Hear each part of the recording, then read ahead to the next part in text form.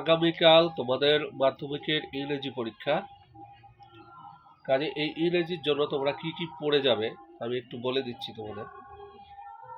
এটা তোমাদের একটা সাজেশন হিসেবে কাজ করবে। মাই ওন ট্রু ফ্যামিলি কবিতাটা পড়বে, ইম্পর্টেন্ট আছে। তারপরে দ্য পাসিং আই অফ বাপু, এটা দেখে যাবে, এটা কোশ্চেনগুলো দেখে যাবে। এছাড়া আরেকটা রয়েছে কি, আওয়ার রানওয়ে কাইট, সিন থেকে এই তিনটে পড়তে হবে। তারপরে যদি এর বাইরে চলে আসে তো তোমরা তো সিন থেকে মোটামুটি লিখতেই পারো, খুঁজে খুঁজে দিয়ে লিখতেই পারবে, কম বেশি পড়াই আছে, তাই না?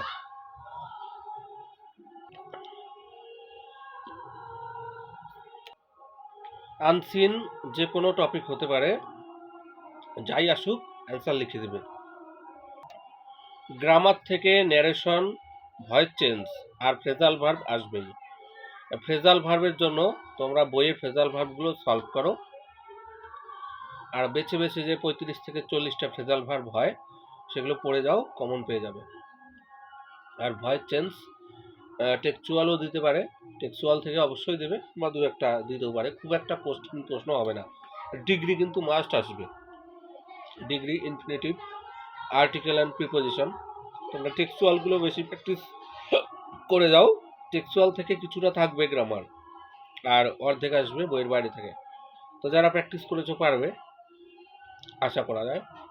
আর সে রাইটিং স্কিল, দেখো রাইটিং স্কিলে মৌলানা আবুল কালাম আজাদ, মানে বায়োগ্রাফিসে স্বামী বিবেকানন্দ, আচার্য জগদীশচন্দ্র বসু, হ্যাঁ, তারপরে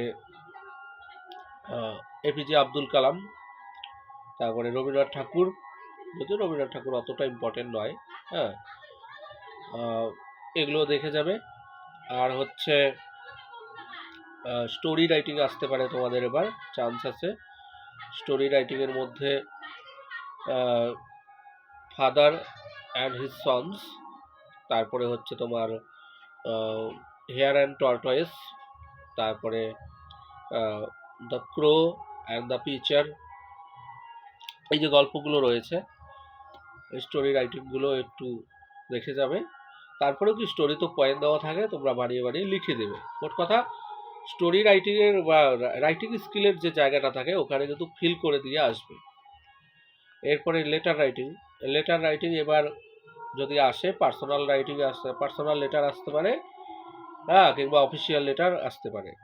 আমার যতদূর মনে হয় যে পার্সোনাল লেটার আসলে তো তোমার ওই মাধ্যমিক পরীক্ষার পরে কি করবে সেটা জানিয়ে বন্ধুকে একটা পত্র আসতে পারে, অথবা এডিটোরিয়াল লেটার আসলে price rice of essential commodities, মানে দ্রব্যমূল্য বৃদ্ধি পাচ্ছে, এই বিষয়ে একটা এডিটোরিয়াল লেটার আসতে পারে, অথবা ওসিকে কোনো কমপ্লেন লেটারও আসতে পারে, এটাও ইম্পর্টেন্ট এবছরের জন্য আছে।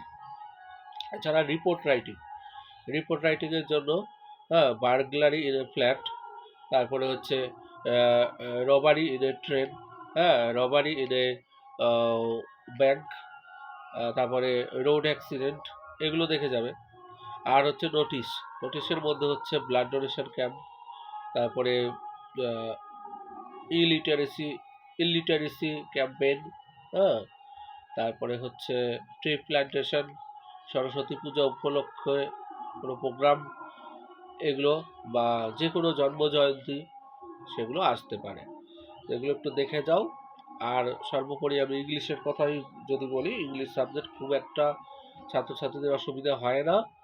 আমি যে সাজেশনটা আজকে দিলাম এটা শুধু পাস করার জন্য, এটা কিন্তু আমি বলিনি ভালো মার্কস পাওয়ার জন্য। সাজেশন পেয়ে পড়ে কোনোদিন ভালো মার্কস পাওয়া যায় না। তবে সবশেষে একটা কথাই বলবো, যারা একটু কমজোরি ছাত্র রয়েছে, ফিল করে দিয়ে আসবে সব, যা পারো, তোমরা ইংলিশে ফেল করবে না।